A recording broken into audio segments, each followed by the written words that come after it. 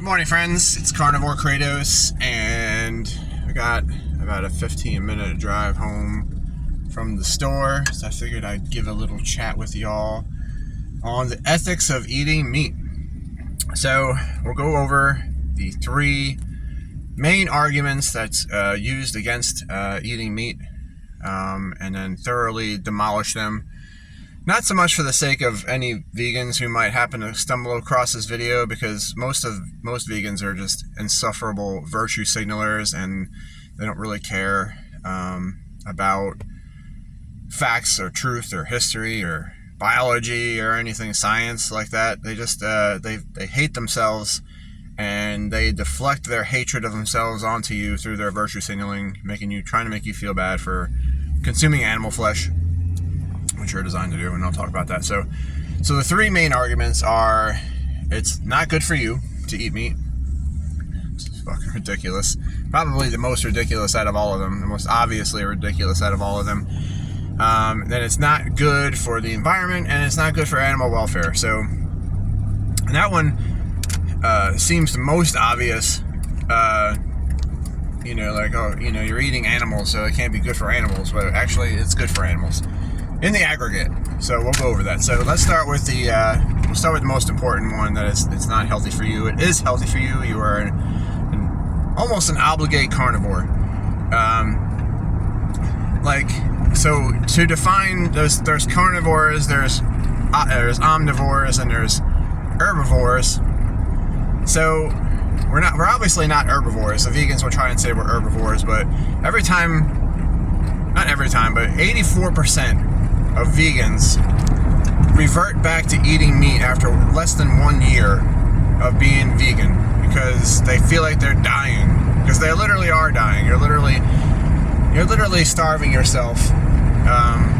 People have this notion that if you put food in your stomach, that you're eating, like the feeling of fullness is all you need. This whole calories in, calories out thing. But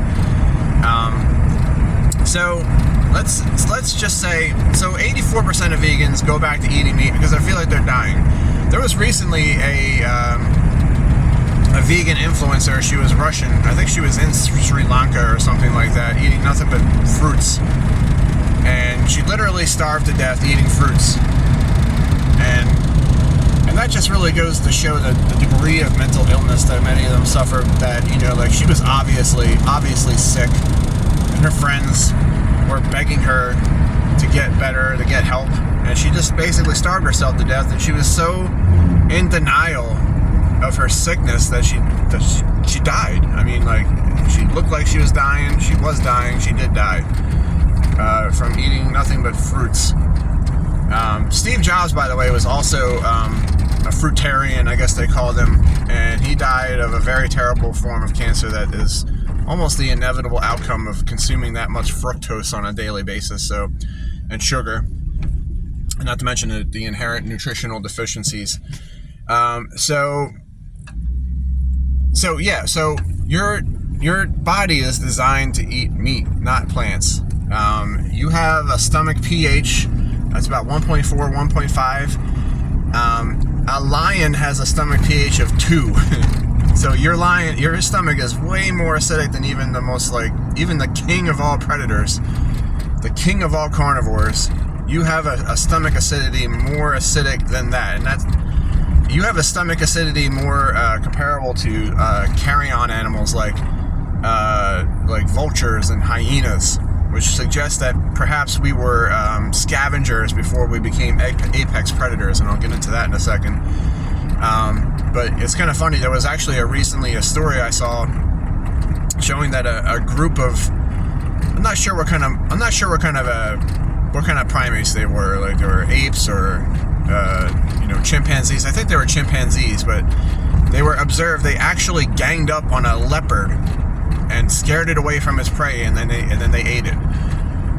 So perhaps that was like our early beginnings. We were scavengers. Maybe we skimmed off the prey of other predators.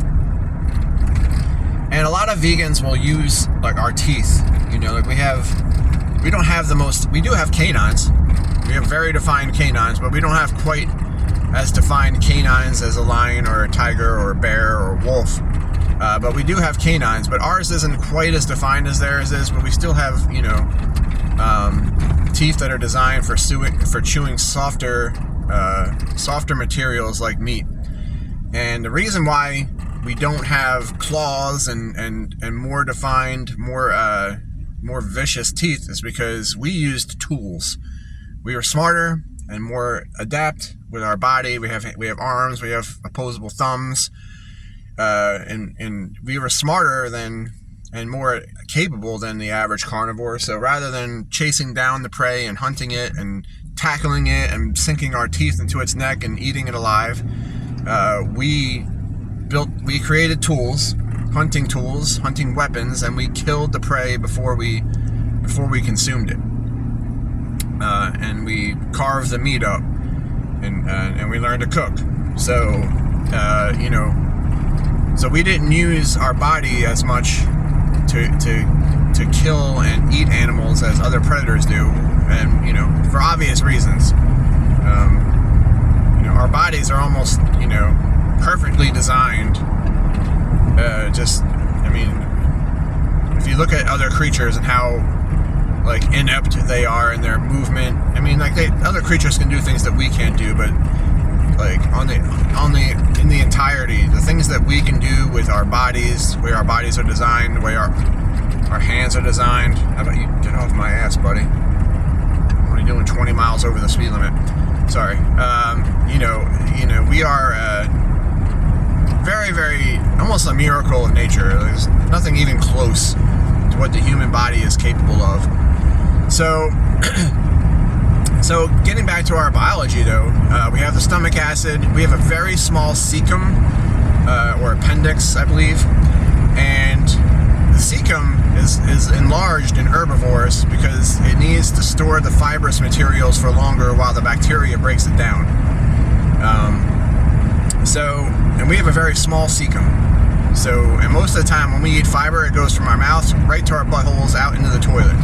We don't digest it at all. It's completely undigested fibrous materials. That's why everybody's like, eat fiber. It's like throwing a bunch of mass into your butt, into your digestive system, and shoving everything out before it's had a chance to digest, even the digestible foods, which is of course meat.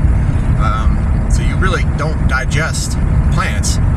Most of the vitamins and nutrients and proteins in plants are very, very unavailable biologically. So you say eat spinach for iron. The iron in spinach is very bio-unavailable, and even if it were bio-available, it's inferior to heme iron, which you get from meat. And I think the difference in absorption rate is you get 4% iron from spinach and a buttload of oxalates. We'll get into that. And then the absorption rate from heme iron in meat is 20%. It's so much more bioavailable, and everything in plants is just almost you have to consume enormous amounts of plants to get any kind of bioavailable nutrients from them, because it's all unavailable to you. You're just not designed to digest this shit. And then there's the toxins. All plants are toxic. Every single one are toxic. It's we seem to think that, if we go out into nature and we see most of the plants, if we ate them, would make us terribly ill, if not kill us. But there's this 2% of plants out there that are not only not toxic, not only won't kill us, but are, completely untoxic at all. No, they're all toxic. There's not a plant that you can eat that has, less than 60-something known carcinogens. And they all have anti-nutrients, they all have oxalates. Look up oxidative stress. A lot of people develop arthritis in their 40s and 50s, and they're like, oh, I'm just getting old. No, you've been eating plants your whole life, and the cumulative toxicity of the oxalates is breaking your joints down, and the inflammation from it.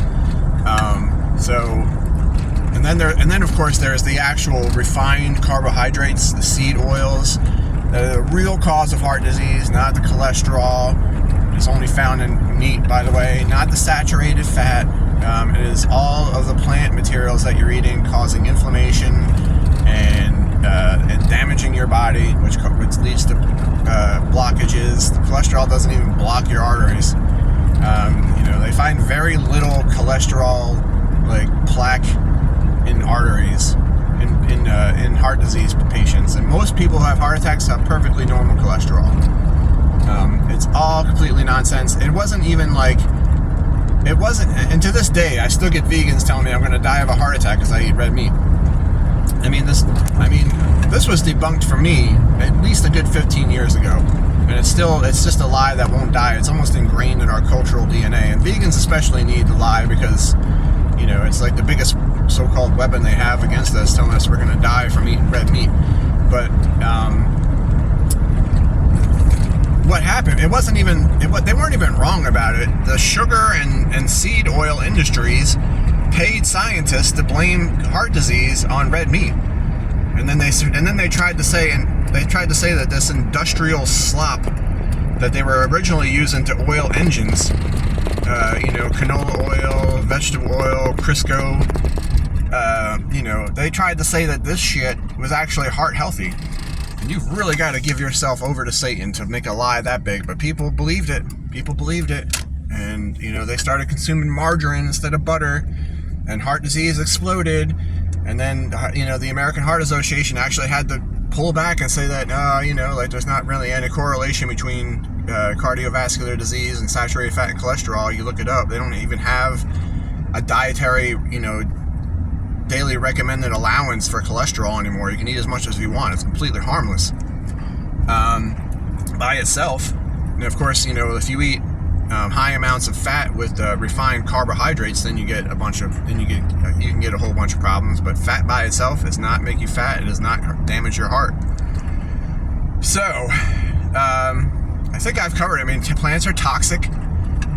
If you were meant to eat plants, you wouldn't have all these problems from eating plants. All the oxidative damage, the inflammation, the cumulative toxicity effects, and of course, there's legions of ex-vegans out there who tried it and they just couldn't survive. Angelina Jolie, like a whole bunch of actors and actresses tried it. They're the most prominent, well-known ones, but just so many unknown people out there that just I couldn't do it. I had brain fog, and I felt like I was dying. I got kidney stones. Kidney stones are caused by oxalate crystals. You only get oxalate crystals from eating plants, and it's just a mess. And I'm actually going to break this up into 3 parts, guys. So, because I'm almost home, and I went on very, very long about the health benefits. So I think I'll do one video for each one. So here's the video on the health implications of eating meat versus eating plants. So I'll do another video on the environmental impact, and then I'll do a video on the animal welfare impact. And I appreciate you watching. I am home now, and we are going on a long road trip today. Otherwise, I might just sit in my driveway and continue talking. But I got to get out of here and get ready because we're going. We're taking a 3-hour drive to Florida. And I love you guys. Talk to you soon.